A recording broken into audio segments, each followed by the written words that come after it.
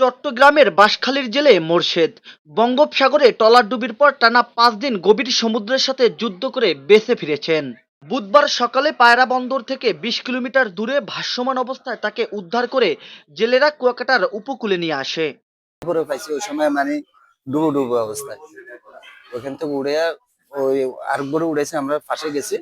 যাওয়ার পরে ওরা আমার উপরে পার করে দিছে, মানে আমরা গাড়ির দিকে আইতে আছি, ওরা আমার উপরে পার করে দিছে। পার করে দেওয়ার পরে ওরা নিয়ে আসি। ওরা ওই সময় পুরো উড়ে জিজ্ঞাসা করছে তোর বাড়ি কই, বাঁশখালী।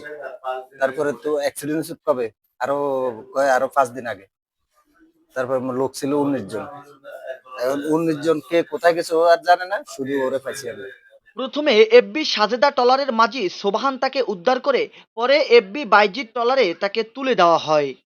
যাওয়ার পরে দেখতে এসেছি যে একটা লোক সাগর থেকে উদ্ধার করে নিয়ে আসছে।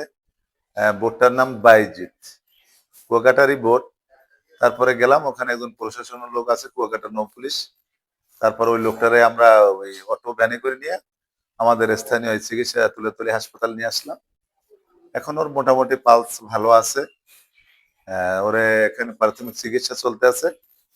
জানা গিয়েছে কয়েকদিন আগে বাঁশখালী থেকে ১৯ জন জেলে নিয়ে একটি মাছ ধরা ট্রলার সমুদ্রে যায়। হঠাৎ ট্রলারটি দুর্ঘটনার কবলে পড়ে ডুবে যায়। এইটুকু বলার পরে অজ্ঞান হয়ে পড়ে মোর্শেদ। দ্রুত কিনারায় এসে তাকে কুয়াকাটা বিশ্বজ্জা হাসপাতালে ভর্তি করা হয়। ওরা 19 জন লোক ছিল, এতটুকু কথা বলতে পারছে।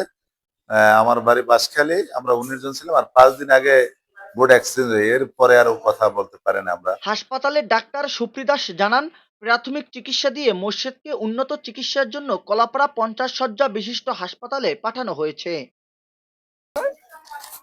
আপনাদের কাছে যখন এসেছে আমরা মোটামুটি পালস প্রেশার বা আমাদের প্রাথমিকভাবে তাকে আহ, আহ, পরীক্ষা করে মোটামুটি দেখলাম মোটামুটি সে ভালো আছে।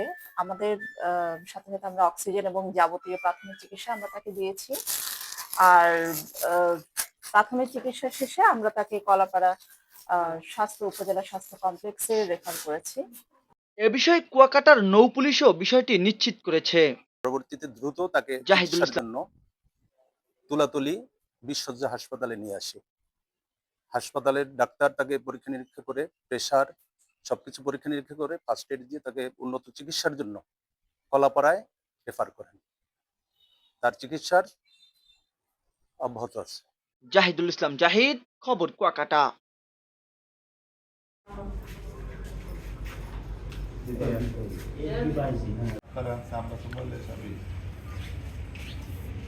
সোজা করে দাও মামা।